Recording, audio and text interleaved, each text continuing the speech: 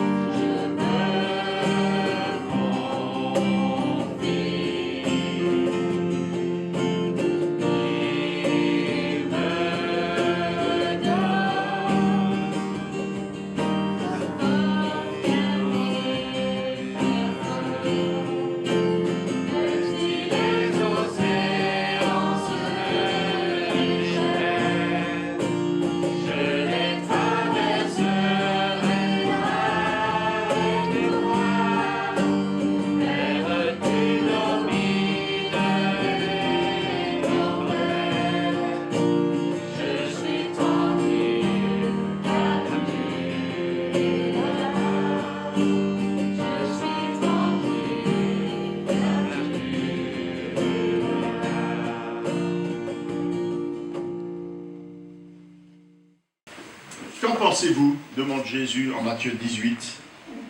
Si un homme a 100 brebis et que l'une d'elles s'égare, ne laissera-t-il pas les 99 autres dans la montagne pour aller à la recherche de celle qui s'est égarée? Et s'il réussit à la retrouver vraiment, je vous l'assure, cette brebis lui causera plus de joie que les 99 autres qui ne s'étaient pas égarés. En Jean 10, Jésus affirme: je suis le bon berger. Le bon berger donne sa vie pour ses brebis. Et plus loin, il dit: mes brebis écoutent ma voix. Je les connais et elles me suivent. Je leur donne la vie éternelle. Jamais elles ne périront. Et personne ne pourra les arracher de ma main. Mon Père qui me les a donnés est plus grand que tous. Et personne ne peut arracher qui que ce soit de la main de mon Père. On peut se sentir infiniment faible, infiniment petit, infiniment indigne au regard de qui est Dieu. Et pourtant, il déploie envers nous, en face de notre indignité infinie, de notre faiblesse infinie, de notre petitesse infinie, Dieu déploie par Jésus-Christ en notre faveur sa grâce infinie. Et c'est cette grâce que nous voulons chanter maintenant.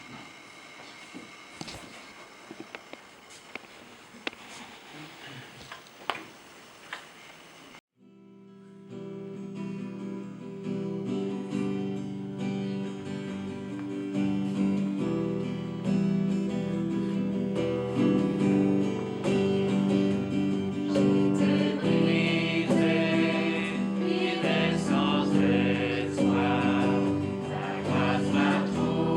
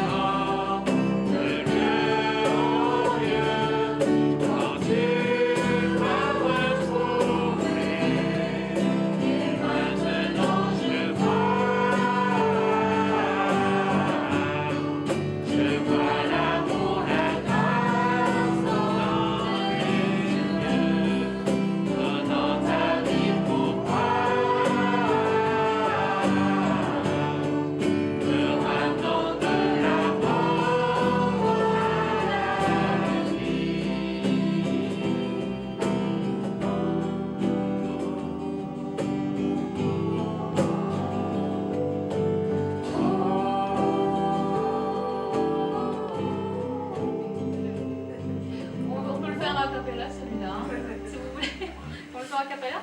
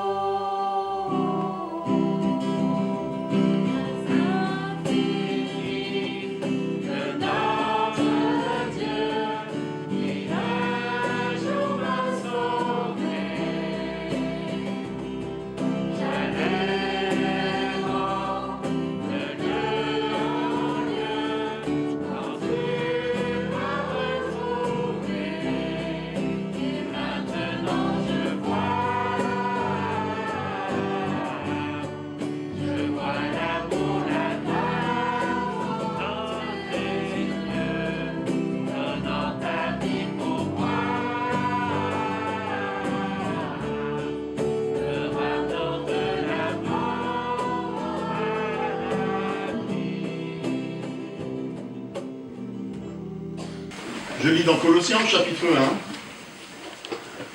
1, à partir du verset 12, 13.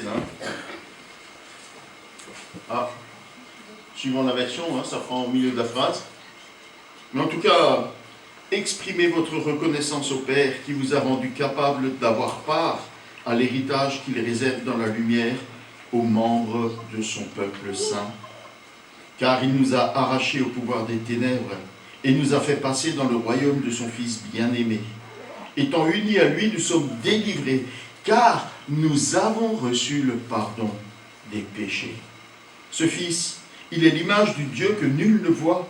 Il est le premier-né de toute création.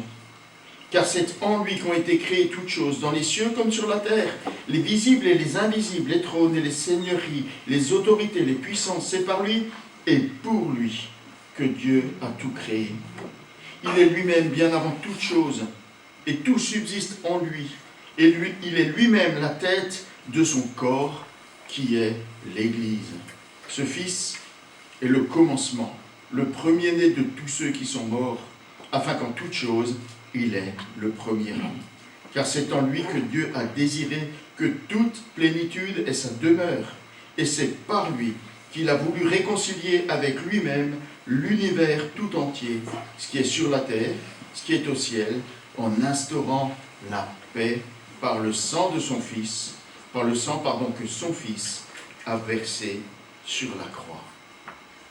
La croix, c'est le lieu de la réconciliation des hommes avec Dieu.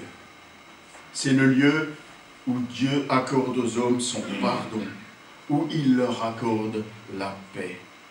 C'est le lieu où il nous adopte comme ses enfants bien-aimés, nous permettant de vivre désormais chaque jour dans sa présence et dans son amour. La croix, c'est aussi le lieu où nous pouvons admirer, contempler notre Sauveur, celui qui a accompli pour nous cette œuvre de rachat qu'il nous était impossible d'accomplir par nous-mêmes. La croix, c'est aussi le lieu où nous pouvons lui apporter notre reconnaissance, notre adoration, notre amour. Chantons ensemble, Seigneur, tu me cherches.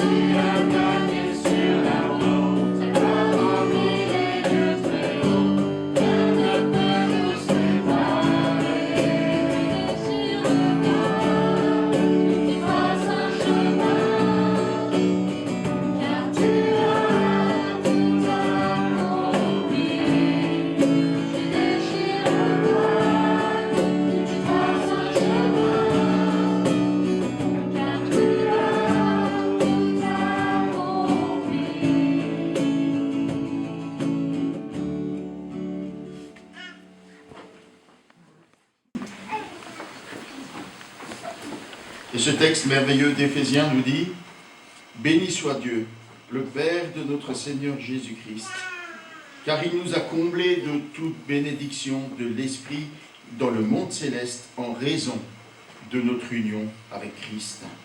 En lui, bien avant de poser les fondations du monde, il nous avait choisis pour que nous soyons saints et sans reproche devant lui.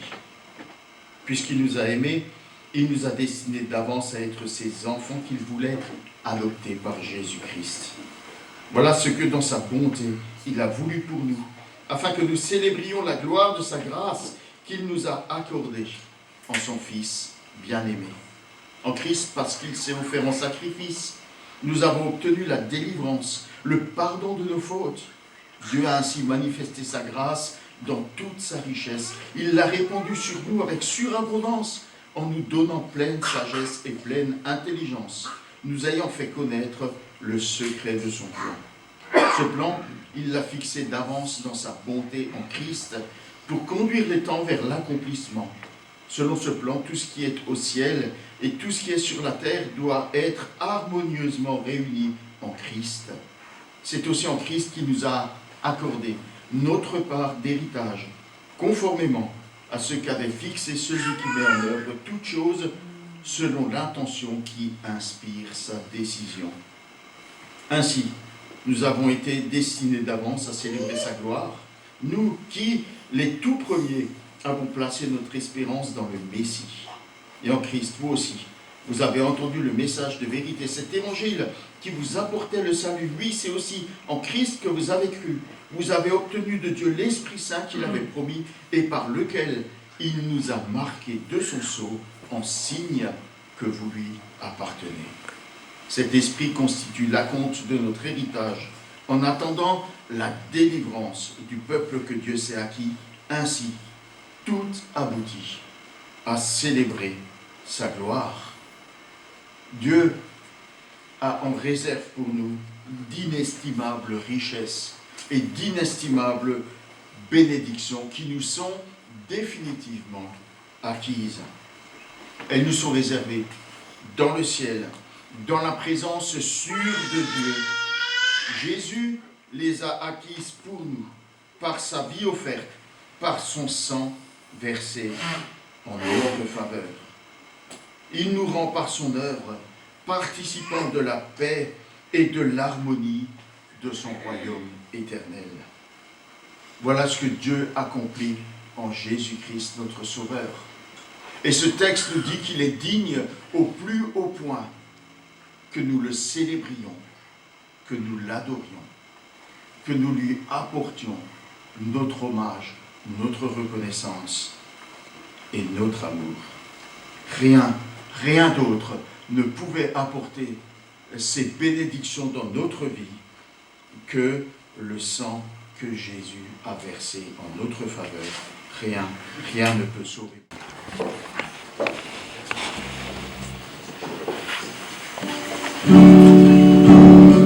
À l'issue de ce chant, plusieurs d'entre nous, on va dire notre reconnaissance à Dieu.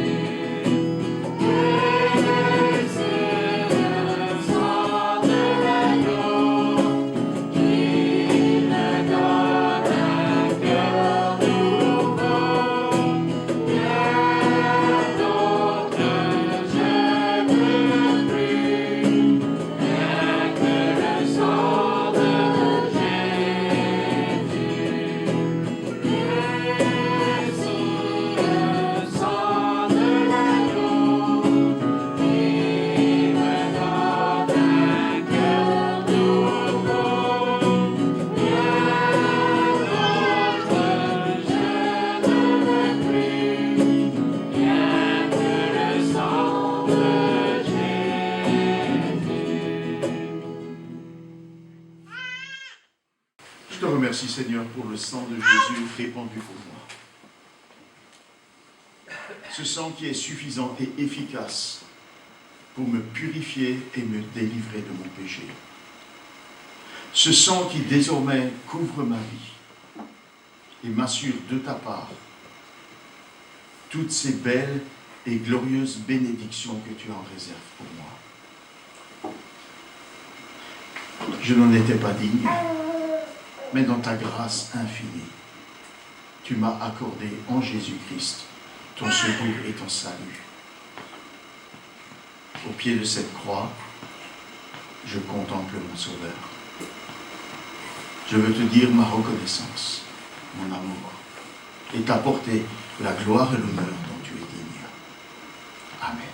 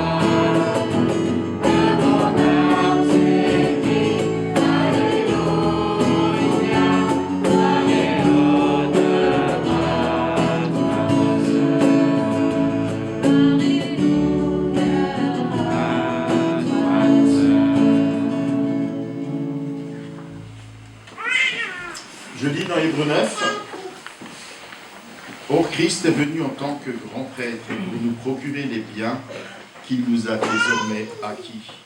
Il a traversé un tabernacle plus grand et plus parfait que le sanctuaire terrestre, un tabernacle qui n'a pas été fabriqué par des mains humaines, c'est-à-dire qui n'appartient pas à ce monde créé. Il a pénétré une fois pour toutes dans le sanctuaire. Il y a offert non le sang de bouc ou de veau, mais son propre sang. Il nous a ainsi acquis un salut éternel. En effet, le sang des boucs et des taureaux et les cendres d'une vache que l'on répand sur des personnes rituellement impures leur rendent la pureté extérieure. Mais Christ s'est offert lui-même à Dieu sous la conduite de l'Esprit éternel comme une victime sans défaut. À combien plus forte raison, par conséquent, son sang purifiera-t-il notre conscience des œuvres qui mènent à la mort, afin que nous servions le Dieu vivant. Par le sang de Jésus, ce sang qu'il a porté dans le sanctuaire céleste, avec lequel il s'est présenté devant le Père, il a parfaitement et définitivement effacé notre péché. Je ne sais pas, le texte ne nous rapporte pas s'il y a eu un échange de paroles entre Dieu et Jésus-Christ au moment où il a apporté son sang. Mais peut-être que les paroles de Jésus sur la croix peuvent nous éclairer sur ce qui a pu être dit dans ce lieu très saint. Père, tout est accompli. Père, pardonne-leur à cause de mon sang versé. Le sang de Jésus a été versé pour tous les hommes. Mon père me racontait que, jeune converti, un vieux frère lui a demandé un jour « Pourquoi est-ce que Jésus est mort sur la croix ?» Alors mon père lui a répondu « Pour le pardon des hommes. » Alors ce vieux frère lui a répondu « Alors tu n'es pas sauvé. » Et puis il l'a laissé comme ça, et puis il s'est torturé l'esprit des méninges. Et pendant toute la semaine, il s'est dit « Mais pourquoi je ne suis pas sauvé? Pourtant j'ai placé ma confiance en Jésus. » Et petit à petit, il est venu à cette idée « Mais Jésus est mort pour moi. » Et devant le Père, Jésus a porté son sang. Et il a dit « Père, pardonne à Marc, car j'ai versé mon sang pour lui. » Est-ce que tu peux mettre ton prénom là? Est-ce que Jésus a pardonné ton péché?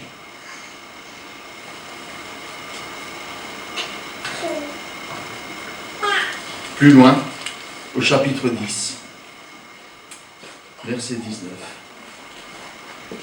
Si c'est ton cas, le texte poursuit ainsi donc, frères et sœurs, nous avons une pleine liberté pour entrer dans le lieu très saint, grâce au sang du sacrifice de Jésus. Il nous en a ouvert le chemin, un chemin nouveau et vivant, au travers le rideau du sanctuaire, c'est-à-dire au travers de son propre corps. Ainsi, nous avons un grand prêtre, éminent, placé à la tête de la maison de Dieu. Alors approchons-nous donc de Dieu avec un cœur sincère, avec la pleine assurance que donne la foi, le cœur purifié de toute mauvaise conscience et le corps lavé d'une eau pure.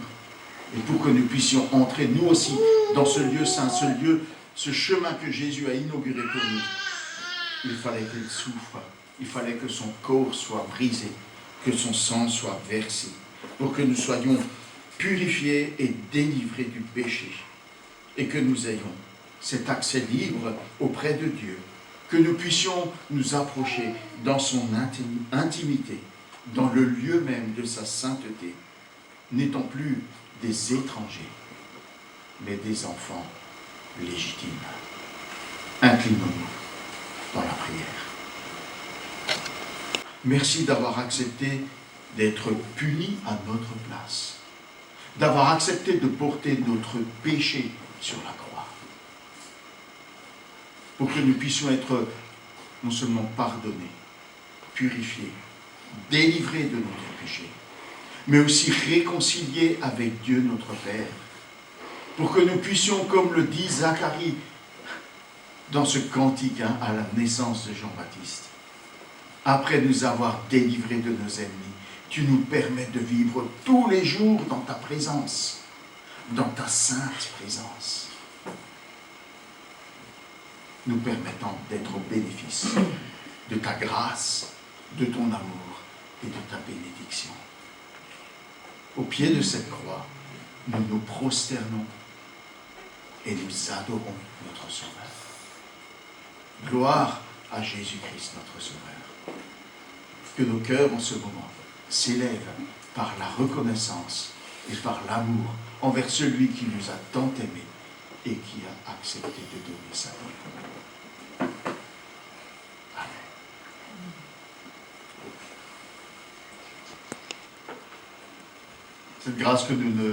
Cette grâce imméritée, nous te remercions de nous avoir tant aimés et de nous avoir sauvés, libérés, de nous avoir donné une espérance, cette espérance qui s'appuie non seulement sur la mort de Jésus, mais aussi sur sa résurrection. Il a vaincu la mort, il est sorti du tombeau, et il nous assure par cette résurrection, cette éternité glorieuse en ta présence. Nous te bénissons pour ces projets que tu as faits pour nous, projets de paix, projets de bénédiction, projets de gloire éternelle. Nous t'en bénissons de tout notre cœur. Nous désirons que tu continues à parler à nos cœurs par ta parole. Aussi, nous te confions Gabriel pour la prédication qu'il a reçue de ta part ce matin. Conduis-le par ton esprit. Et par ton esprit, agis par cette parole dans nos cœurs. Que cette parole devienne vivante et efficace pour nous permettre de mieux te connaître, mieux t'aimer, mieux te servir. Nous te remettons aussi les enfants et te demandons que tu ouvres leur cœur pour qu'ils puissent, dès leur jeune âge, voir, contempler et recevoir la beauté et l'amour du Sauveur, Jésus-Christ. Amen. Voilà. Je vous confie à Gabriel et vous allez me confier vos enfants. Enfin, si vous voulez.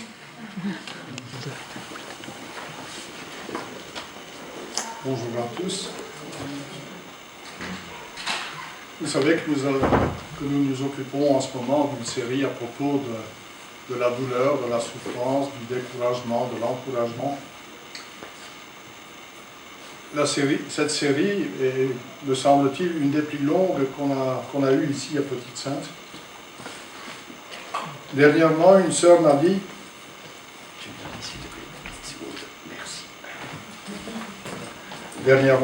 une sœur m'a dit que la série est à rallonge, parce que tout n'aurait pas été dit. Je pense que le sujet est en effet inépuisable,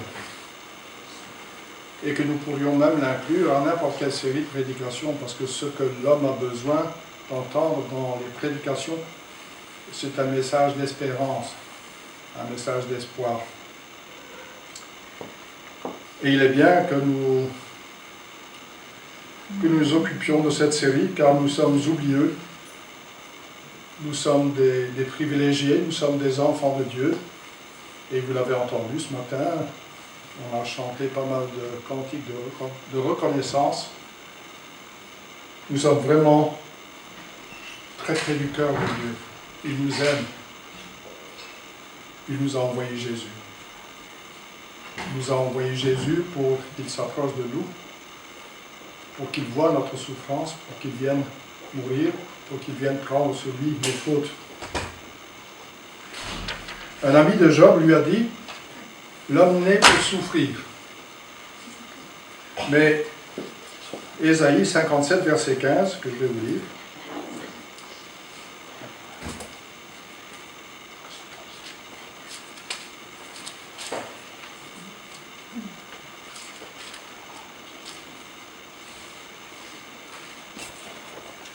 Car voici ce que dit le Dieu très élevé qui demeure éternellement et qui est saint.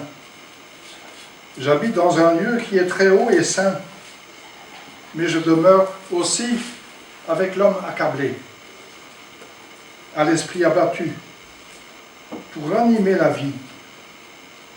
de qui a l'esprit abattu, et vivifiez le cœur des hommes accablés.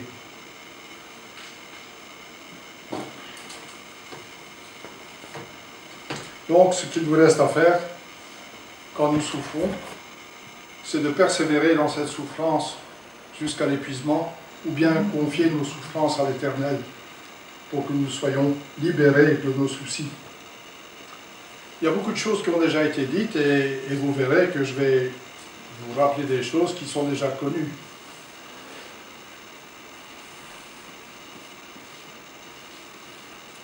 C'est inévitable parce qu'avant cette série de prédications, on s'est concerté à propos de 5 ou 6 prédications, mais pas davantage, et on va beaucoup plus loin que ces 5 ou 6.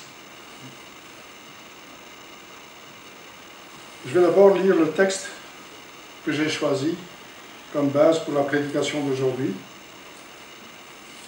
et c'est en 1 Pierre.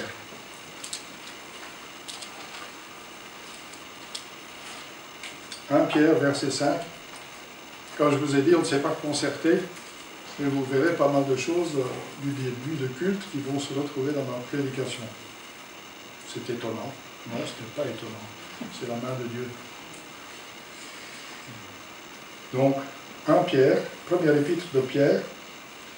C'est pour cela que j'adresse quelques recommandations à ceux parmi vous qui sont responsables de l'Église.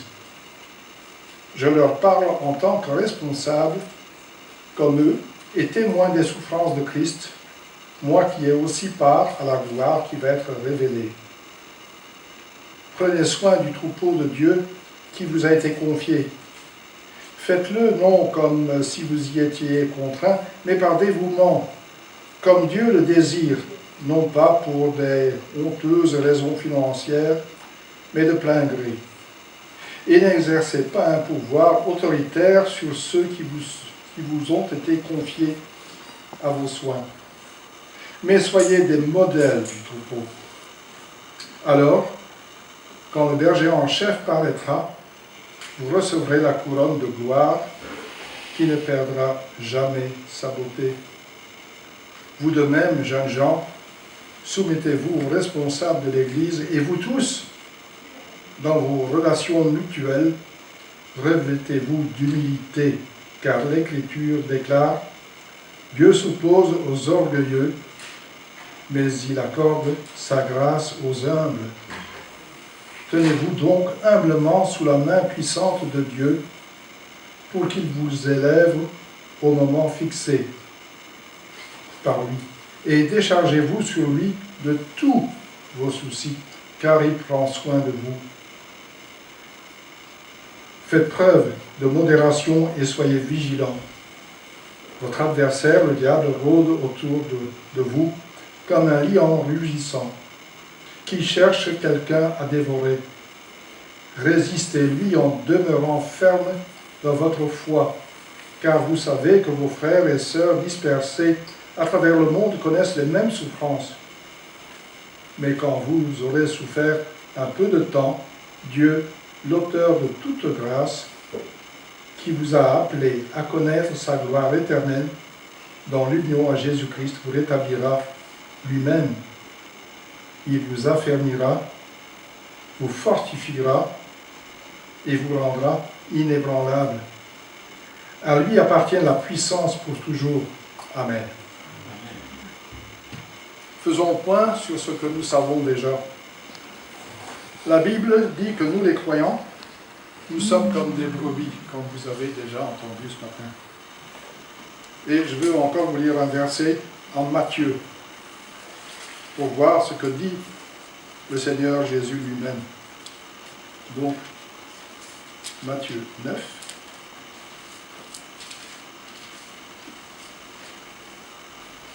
Verset 36. C'est Jésus qui parle. En voyant les foules, il fut pris de pitié pour elles, car ces gens étaient inquiets et abattus comme des brebis qui n'ont pas de berger.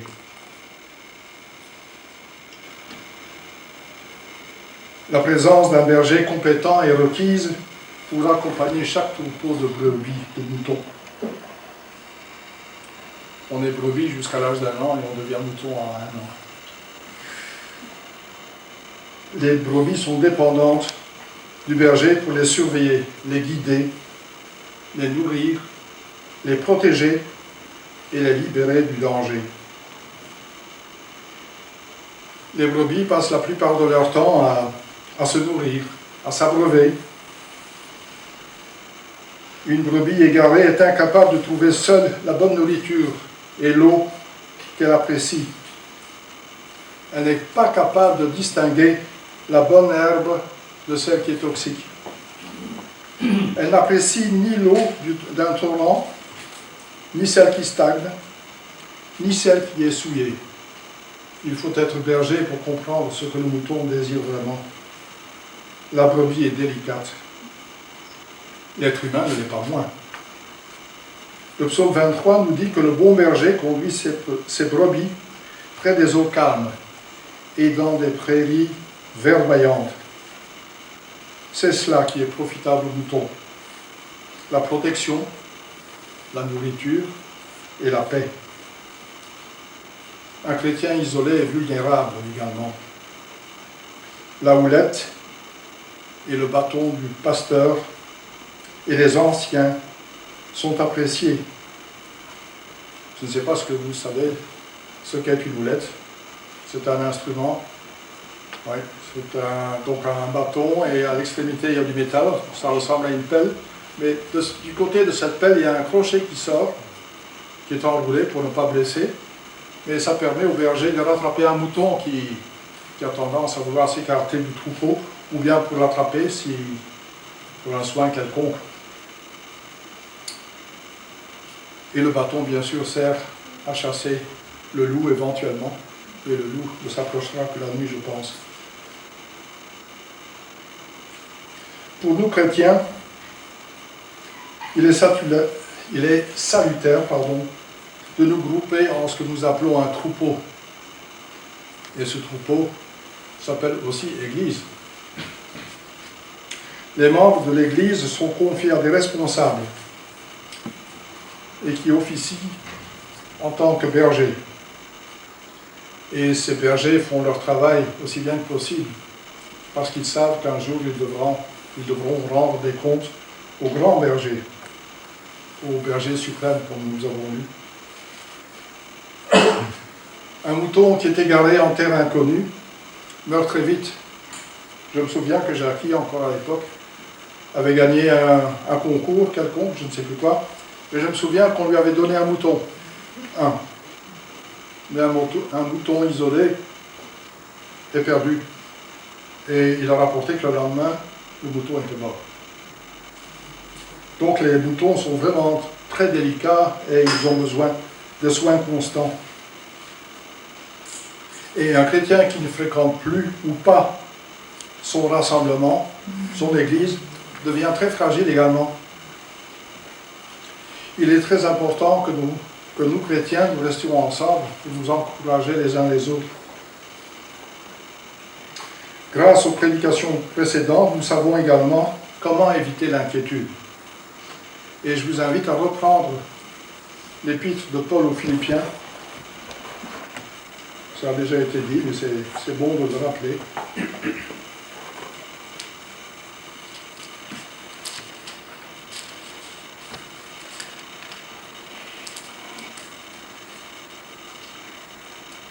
Philippiens 4, verset 6, « Ne vous mettez en souci pour rien, mais en toute chose, exposez vos demandes à Dieu en lui adressant vos prières et vos supplications, tout en lui exprimant votre reconnaissance. Alors la paix de Dieu, qui surpasse tout ce qu'on peut concevoir, gardera votre cœur et votre pensée sous la protection de Jésus-Christ. Enfin, frères et sœurs, nourrissez vos pensées de tout ce qui est vrai, noble, juste, pur, digne d'amour ou d'approbation, de tout ce qui est vertueux et mérite louange. Ce que vous avez appris et reçu de moi, Ce que vous m'avez entendu dire ou vu faire, mettez-le en pratique. Alors le Dieu qui donne la paix sera avec vous. Dieu veille sur nous. Il est souverain sur le temps et les événements. Et nous l'avons chanté. Avec lui, nous ne devons craindre aucun danger. C'est en restant en contact continu avec l'Éternel qu'on s'expose le moins aux désillusions de la vie. Le psaume 27 dit au verset 14 « Attends-toi donc à l'Éternel, sois fort, affermis ton courage, oui, attends-toi à l'Éternel. » En bon berger, l'Éternel connaît tous nos besoins. Il connaît les dangers et nos inquiétudes. Il tient des solutions en réserve et il nous les fournit à la demande. Nous savons ce qu'il faut faire. Nous devons nous adresser à Dieu. Mais comment devons-nous le faire? L'inquiétude est mauvaise conseillère. Et il faut la remplacer par la prière de reconnaissance ou des chants de reconnaissance. Rappelons à Dieu ce qu'il a promis. Il nous a promis de ne pas nous éprouver au-delà de nos forces, ainsi que vous lirez en 1 Corinthiens 10, verset 13. Il nous rendra également inébranlables, comme nous avons lu dans le chapitre 5 de la première épître de Pierre. Nos épreuves font partie du plan de Dieu et elles servent à nous former. La reconnaissance nous libère de toute crainte, car nous nous remémorons les avantages que Dieu nous prodigue. Nous sommes des enfants de Dieu. L'Éternel sera toujours avec nous. Relisez le psaume 139. Je me suis déjà souvent dit, le jour où je mourrai, Paul, tu peux facilement évoquer le psaume 139 lors de mon enterrement. Parce que j'aime ce psaume. Te voilà préparé. Et surtout les versets 5 et 7. L'Éternel prend soin de vous. La lecture de la Bible augmente nos connaissances et empêche les problèmes de nous monter dessus. Les pensées justes conduisent obligatoirement à des actions appropriées. Dans les évangiles, l'apôtre Pierre se montrait souvent inquiet, même en présence de Jésus. Souvenez-vous de sa marche héroïque sur l'eau, qui est relatée en Matthieu 14, au jardin de Gethsémani. Je pense que c'est Paul qui en a parlé. Il a dégainé assez rapidement pour presque arracher complètement l'oreille d'un des serviteurs du grand prêtre qui venait l'arrêter. Pierre parle rapidement. Il dit qu'il était prêt à mourir pour Jésus. Et Jésus lui rappelle, oui, avant que le coq ne chante, tu m'auras renié 3 fois. Souvenez-vous du repas que Jésus a organisé sur la rive après sa résurrection. Il a demandé à Pierre, jusqu'à 3 fois m'aimes-tu? Mais Jésus lui a dit par après, paix mes brebis. Pierre était restauré. Dans cet épître que nous avons lu en partie, en tout cas, Pierre montre avoir acquis des attitudes justes et enfin la maturité spirituelle. Il était devenu tel que Jésus souhaitait qu'il soit. C'est ce que le Seigneur attend de nous également, devenir spirituellement mature. Nous devons être ce que Dieu attend de nous grâce à notre nouvelle identité. Nous avons un cœur nouveau, nous sommes des enfants de Dieu. Et avec tout ce que nous savons et tout ce que nous avons, la Bible j'entends, nous pouvons devenir tels que Dieu, tels que Jésus souhaite que nous soyons. Se couvrir d'humilité a été lu dans le texte. Et le terme qui est utilisé dans la Bible, c'est se revêtir d'un tablier, se revêtir du tablier d'un esclave, se revêtir du tablier de l'humilité.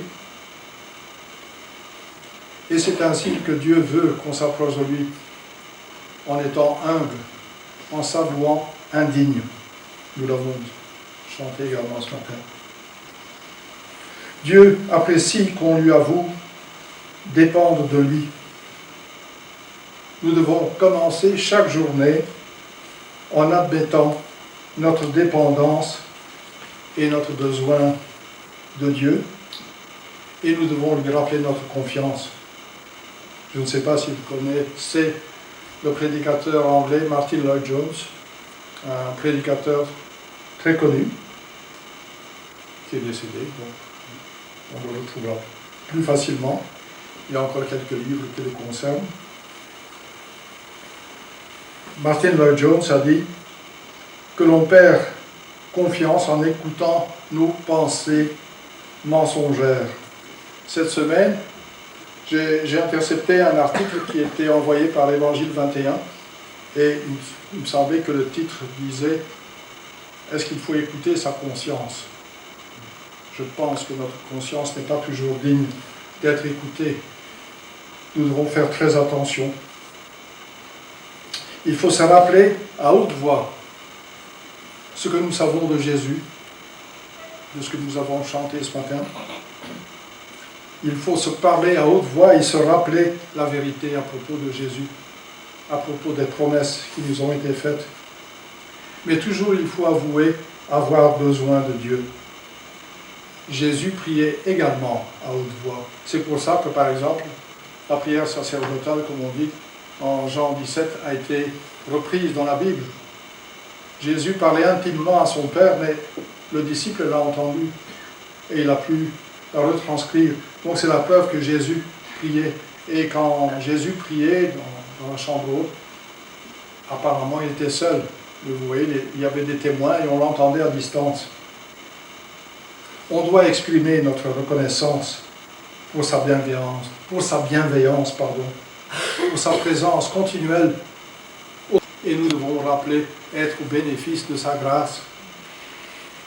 Tout ce que nous sommes et recevons sont pure grâce alors que nous ne méritons pas. Nous pouvons faire tout ce que nous voulons comme bonnes œuvres, ça ne sert à rien. Il faut vraiment se placer au pied de la croix et dire à Jésus, j'accepte ton sacrifice. C'est pour moi que tu es mort. C'est pour mes fautes que tu es mort. Marc l'a rappelé également tantôt. Tout ce que nous sommes et recevons sont donc pure grâce. Les humbles ne subiront plus les soucis au cours du jour, car dès le matin, ils les ont remis à Dieu pour qu'il s'en charge. L'Éternel a en horreur l'orgueil, car l'orgueil, c'est vouloir se mettre au-dessus de Dieu. C'est une rébellion et aussi révélateur d'un sentiment d'autosuffisance. Ce sentiment n'appartient pas à des enfants de Dieu, n'appartient pas à des chrétiens.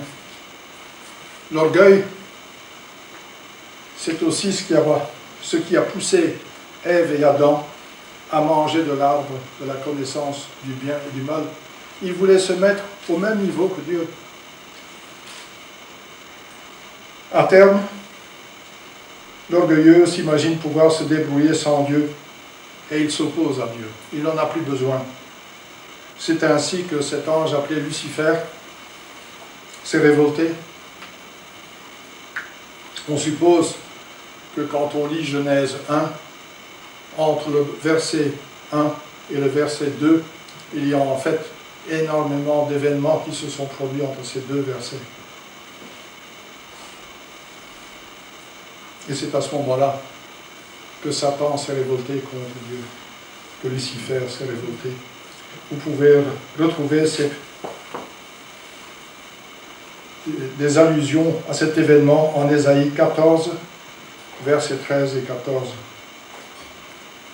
Nous devons toujours nous considérer comme ni trop grand pour nous abaisser, ni trop important pour servir les autres et en priorité nos frères et nos sœurs en Christ. C'est aux humbles que Dieu veut manifester sa miséricorde et sa grâce. Comment devenir humble? C'est l'exemple de Jésus qu'il faut suivre. Vous vous souvenez qu'on a parlé il y a quelque temps, c'est Paul, je pense, qui a évoqué Jean 13, que Jésus a enlevé son vêtement, il a noué une serviette autour de sa taille pour laver les pieds de ses disciples. Comme personne ne s'estimait être au service des autres, c'est Jésus qui a pris l'initiative. C'est ce que nous devons faire avec notre frère et notre sœur.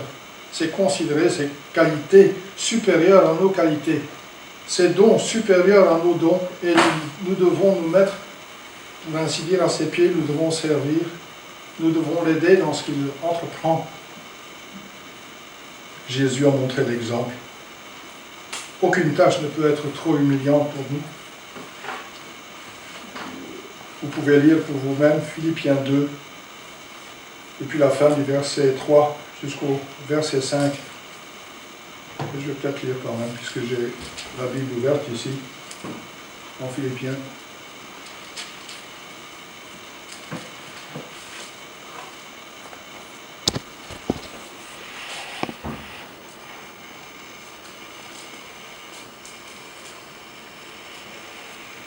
Nous rendons notre culte à Dieu par son esprit et que nous mettons toute notre fierté en Jésus-Christ au lieu de placer notre confiance dans ce que l'homme produit par lui-même. Et pourtant, moi aussi, je pourrais placer ma confiance dans ce qui vient de l'homme. Si quelqu'un croit pouvoir se confier en ce qui vient de l'homme, je le puis bien davantage. J'ai été circoncis le 8e jour, etc.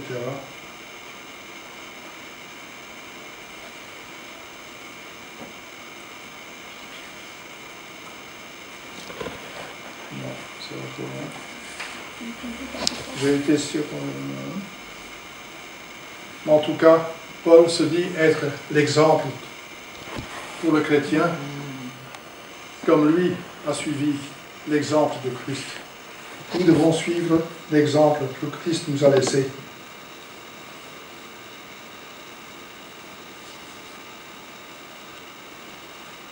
Et quand nous nous adressons donc au Père pour demander son aide, quand nous avons des soucis, nous devons lui avouer notre incapacité pour résoudre nous-mêmes le problème.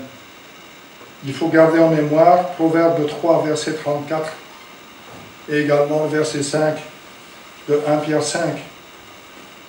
Nous serons bénis si nous sommes humbles, et châtiés ou oubliés si nous sommes orgueilleux.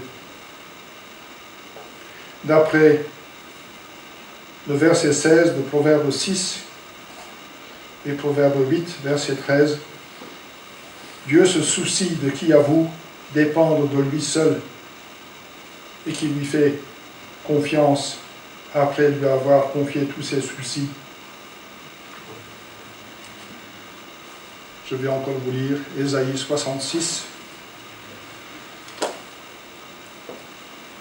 qui me semble être une bonne conclusion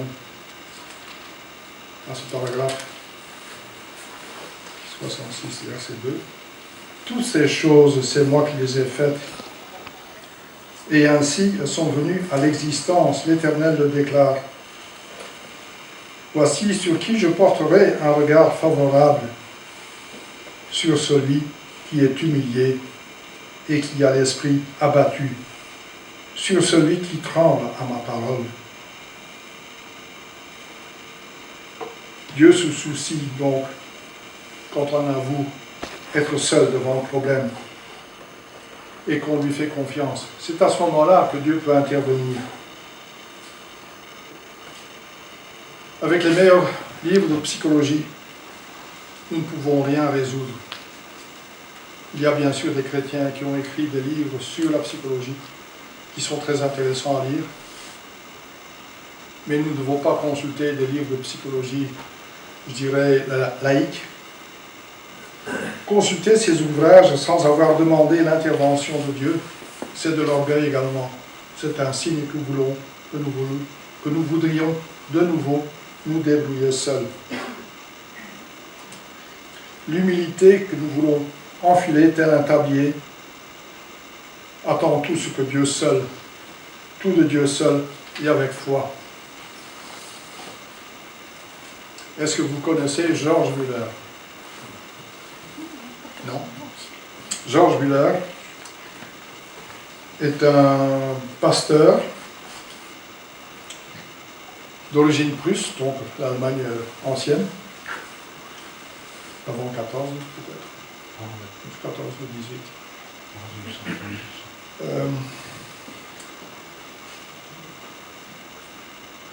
Et vous pouvez peut-être trouver encore chez Résine des livres qui le concernent. En tout cas, il y en a qui sont édités chez Excelsis. Moi, j'ai encore acheté dans les début des années 2000 L'audace de la foi, un livre qui traite de sa vie. Donc, essayez de lire cette biographie de George Muller. Il est né en 1805, en Prusse, donc. Et d'après ce que j'ai lu dans sa biographie, dès son jeune âge, il n'avait pas 6 ans et il avait déjà des tendances kleptomanes. Mais, comme je vous dis, il aurait pu devenir un délinquant. Il en a fait voir à son père. Et jusqu'à l'âge de 20 ans, il a fait des bêtises. Mais là, un jour, il a fréquenté une église, il a accompagné un de ses copains d'études, qui semblait être différent de ses autres amis, et il l'a accompagné dans un rassemblement. Et il a entendu une prédication sincère, comme toutes les prédications doivent l'être d'ailleurs. Mais c'est là qu'il a vu qu'il devait s'approcher de Dieu. Et il a mis une confiance absolue en Dieu et en l'enseignement de la Bible. Ce George Muller est également un des frères fondateurs du courant des frères.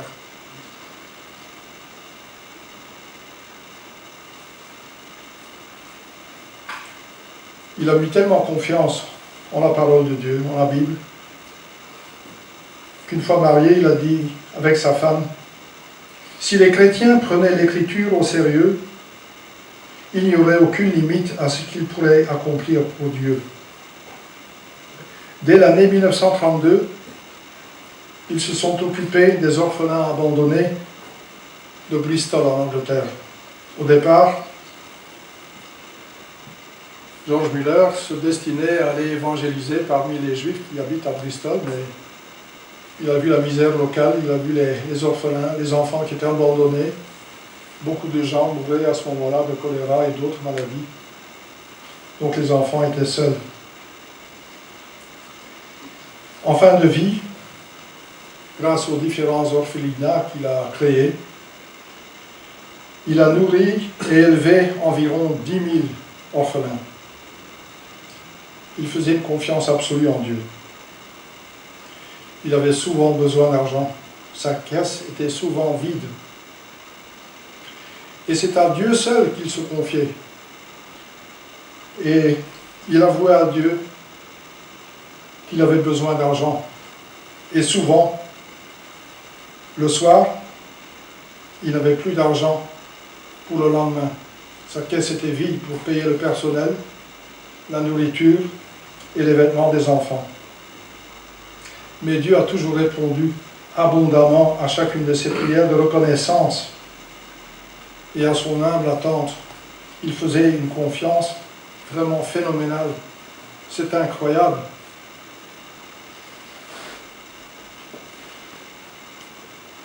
Et les dons sont toujours arrivés au bon moment. Incroyable. La veille, ou juste 1 heure avant, un fournisseur de lait dont la charrette casse, dont un essieu se casse juste devant l'orphelinat, Et le fournisseur de lait qui dit, est-ce que vous pouvez vous utiliser mon lait? Je ne peux pas aller plus loin, il doit être consommé dans les 20, enfin, je ne dis pas dans les 24 heures, mais rapidement. Il reçoit du lait, le boulanger a un problème équivalent. Il reçoit du pain en abondance. À cette époque, George Muller préférait le pain rassis, je ne sais pas pourquoi. Donc il préférait le pain acheté la veille. Donc comme je vous dis, les dons sont toujours arrivés en quantité et juste à temps. Muller a dit autre chose que ce que nous avons déjà dit. Il a dit, là où la foi commence, l'inquiétude cesse. Là où l'inquiétude commence, la foi cesse. Vu l'exemple qu'il a laissé, nous avons de quoi nous poser des questions, ou en tout cas, nous en poser moins, car nous pouvons faire confiance en Dieu. À propos de la vie par la foi, Hébreux 11 et 12 sont éloquents. Au chapitre 11, nous avons des exemples d'aïeux, je vais dire, de croyants qui ont fait confiance. Et dans le chapitre 12, nous avons la manière de croire. En tout cas, il est mis, débarrassons-nous de tout fardeau et du péché qui nous cerne si facilement de tous côtés, et courons avec endurance l'épreuve qui nous est proposée. Vous pouvez trouver cela au verset 1 et 2 d'Hébreux 12. La vie de foi est comparable à une épreuve sportive. Nous allons progresser dans la foi, comme dans l'épreuve sportive, en nous débarrassant du superflu. Si vous avez des tas de choses dans vos poches, vous serez empêché dans votre mouvement.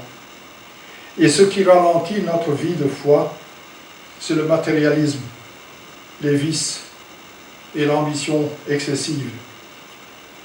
Je dois avouer être passé par l'ambition excessive. Je me souviens que chez moi, on organisait des études bibliques. J'avais ce privilège, mais j'étais tellement pris par le travail que je ne pouvais pas y participer. J'ai honte.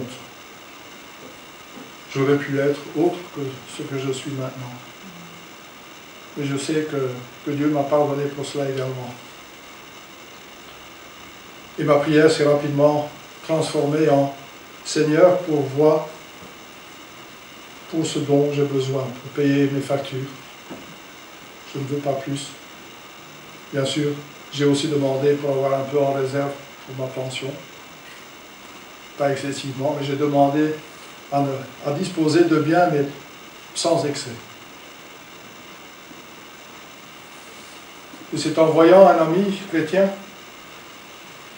et sa manière de prier qui m'a remis sur les rails de la foi. Nous avons lu dans le chapitre 5, jeunes gens, soumettez-vous à vos anciens. Jeunes gens, jeunes personnes ici présentes, ne perdez pas votre temps. Confiez-vous davantage au Seigneur dès votre jeune âge. Profitez-en quand on est jeune, la mémoire est bonne. Maintenant, en prenant de l'âge, j'ai 67 ans, je constate que ma mémoire n'est plus aussi bonne. Pour vous dire, la semaine passée, je ne me souvenais plus du prénom de Denis. J'ai dû aller demander à quelqu'un comment il s'appelle. Les trous de mémoire apparaissent. C'est quand on est jeune qu'on doit acquérir de la connaissance. Mais je me souviens aussi que je trouvais des prétextes pour ne pas accompagner mon père au rassemblement qu'il fréquentait. Je trouvais ce rassemblement assez désagréable. Il n'y avait que des frères, que des hommes à ce moment-là. Il y avait une sœur, c'était l'épouse du frère qui nous recevait chez eux. Et je n'aimais pas y aller. J'étais toujours assis derrière mon père. Il ne voyait pas ce que je faisais. Je ne me souviens plus de ce que je faisais, mais c'était sans doute des bêtises. Et puis un dimanche, mon père m'a dit « Ah, tu n'as pas envie de venir, ben tu vas apprendre Jean 3,16. Tu vas apprendre que ce fut à Antioche que les chrétiens, ou plutôt que les disciples furent appelés chrétiens. » Ce sont des choses que j'ai apprises quand je n'avais pas 12 ans, et dont je me souviens maintenant, mais qui ne connaît pas Jean 3,16, bien sûr. Mais ce sont des choses apprises quand j'étais jeune, que ce dont je me souviens le mieux. Jeunes gens, c'est maintenant qu'il faut s'approcher du Seigneur, c'est maintenant qu'il faut lire la Bible, c'est maintenant qu'il faut acquérir de la connaissance. Elle vous servira plus tard. Vous serez heureux de l'avoir, cette connaissance. En plus de l'ambition excessive, il y a d'autres charges qui nous ralentissent. Et ce sont toutes celles qui détournent notre attention, qui pourtant doit être réservée à Dieu. Le doute est également une charge, ou plutôt une source d'inquiétude qui occupera nos pensées et qui interpellera ceux à qui nous avons proclamé des versets comme en Philippiens 4, 19. Nous avons évoqué ce matin, je pense, que nos actes révèlent ce que nous croyons vraiment. Nous voulons que davantage de gens viennent au Seigneur, mais il faut leur montrer l'exemple, il faut être constant dans la foi. Il faut montrer qu'on ne doute pas. Nous ne devons pas douter dans le Seigneur. Rien ne peut entraver notre foi en Dieu. Savoir que nous disposons du bouclier de la foi doit nous permettre d'écarter les mauvaises pensées et les tentations que Satan veut nous asséner. Nous sommes tout le temps submergés de pensées. Nous appartenons à un monde où l'information arrive beaucoup trop vite. Nous avons tous des tablettes ou des ordinateurs et tous un smartphone qui permet d'accéder à de l'information, même à celle que nous ne voulons pas, de pouvoir sur notre vie. Nous avons été lavés par le sang de Jésus. Il est mort en croix pour ces péchés dont nous avons honte. Il est mort pour notre rédemption, pour nous racheter à celui à qui nous appartenions avant. Nous appartenions à Satan. Maintenant, nous appartenons à Jésus. Et il n'est pas mort vainement. Il est ressuscité également. Nous l'avons cru. Notre identité a changé. Je l'ai déjà dit, nous sommes enfants de Dieu. Nous avons un Père tout-puissant. Et le doute n'a plus de place dans notre vie. Est-ce qu'en confiant tous nos soucis et tous nos besoins à Dieu, est-ce que nous allons obtenir tout en lui demandant, en nous humiliant et en demandant avec foi? Non. Nous n'allons pas tout obtenir. Mais sachons que Dieu a un plan pour nous. Parfois, nous pouvons être momentanément contrariés. Nous pouvons être accablés par le deuil. J'ai entendu des cas de chrétiens qui ont eu un enfant trisomique. Pourquoi?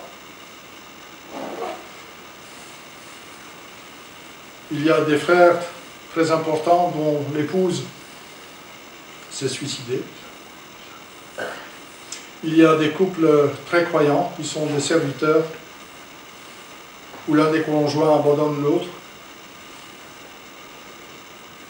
Nous avons beaucoup de pourquoi dans notre vie. Il y a des choses que nous ne maîtrisons pas. Mais au travers de toutes les épreuves que nous devons subir, Dieu a un plan. Dieu veut nous former. Restons près du Seigneur, même dans cette épreuve. Nous ne comprenons pas toujours les absences de réponse. Mais plus tard, quand nous serons dans la gloire auprès du Seigneur, nous allons avoir une vue d'ensemble sur notre vie. Et nous allons constater que toutes ces épreuves auxquelles nous sommes soumis, la maladie également, toutes ces épreuves ont servi à nous former, à nous rendre conformes à l'image de Jésus, à l'image de Dieu. Vous pouvez lire pour vous-même Romains 8 à partir de verset 28. Ce serait un sujet intéressant pour une prochaine prédication. Je n'ai pas été à fond sur ce sujet. Mais nous sommes façonnés à l'image de Dieu. Vous connaissez tous Romains 8, 28. Toutes choses, nous savons du reste que toutes choses coopèrent au bien de ceux qui sont appelés selon son dessein, de ceux qui sont aimés de Dieu. Donc c'est un verset qui est adressé à des chrétiens. Le verset 37 à 39 évoque ces toutes choses.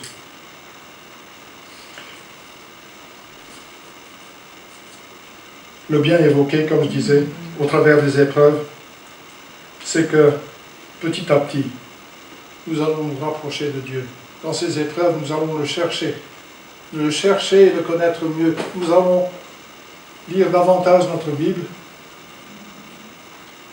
et nous adresser avec plus d'humilité au Seigneur, avec moins d'orgueil, et compter davantage sur lui. Et d'après les exemples que je vous ai donnés, nous devrons avoir foi, car le Seigneur veut le meilleur pour nous. Nous ne comprenons pas toujours tout. Au final, nous allons ressembler à Jésus, et je pense que nous serons capables d'aider, d'épauler, de soutenir le frère et la sœur qui sont vraiment en souci. Notre avenir est auprès du Seigneur. Nous allons finir dans la gloire, ou arriver plutôt dans la gloire, c'est pas. Et il est dit que nous allons être auprès du Seigneur Jésus dans la gloire, dans la maison du Père, et que nous arriverons dans un ciel nouveau, ainsi que le dit Apocalypse 21. Là, toute larme sera essuyée. La mort ne sera plus. Il n'y aura plus ni deuil, ni plainte, ni souffrance. Ce qui était autrefois va définitivement disparaître.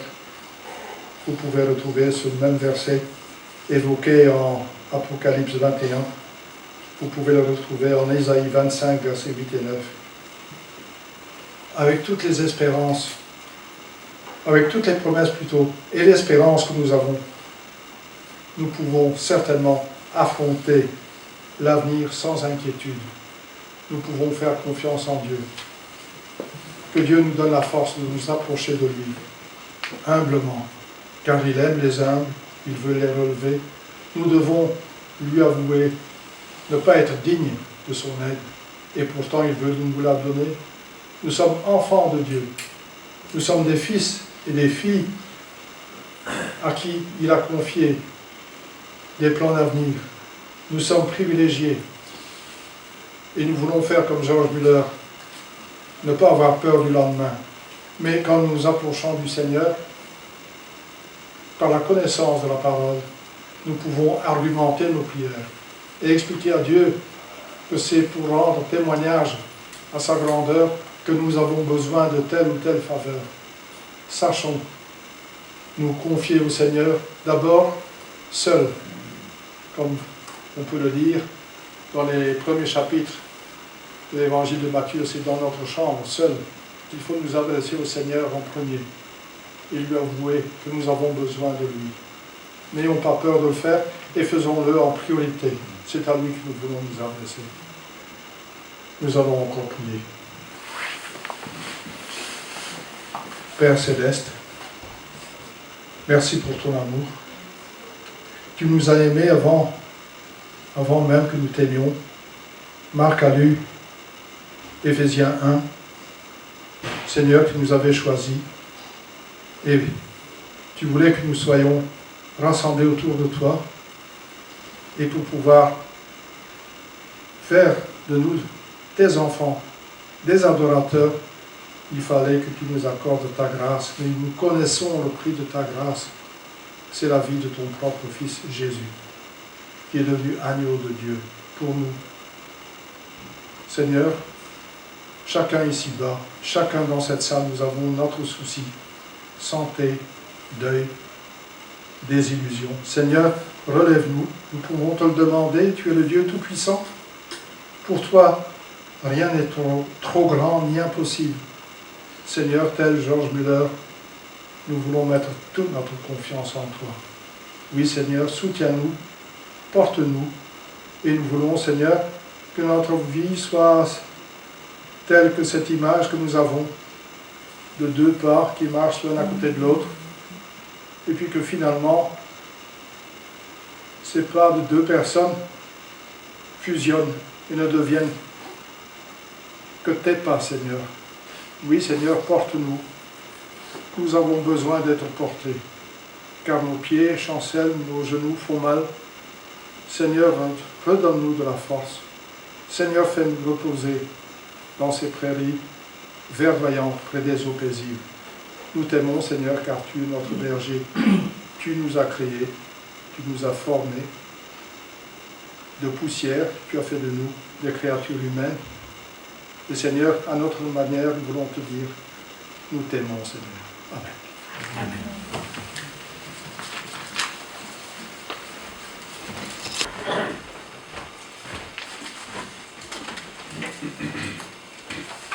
Alors cette semaine, on a donc à 20h à l'église la réunion de prière.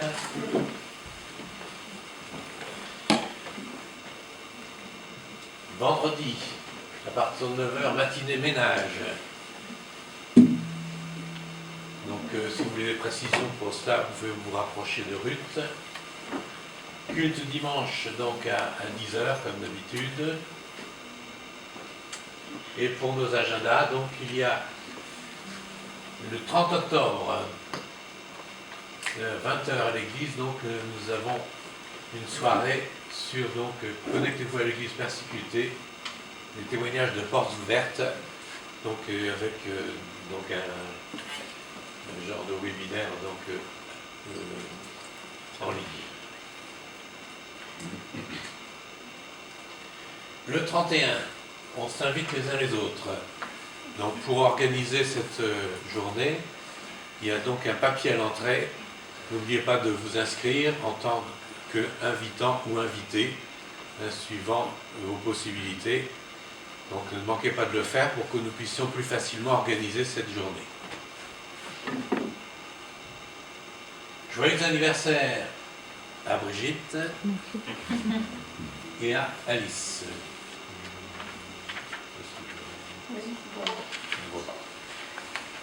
Les calendriers. Alors les calendriers sont disponibles à la librairie. Il y en a de plusieurs sortes. Donc on va faire défiler donc les principaux. Il y a la bonne semence. Un peu vite peut-être, non ? Il y a les différentes versions de la bonne semence.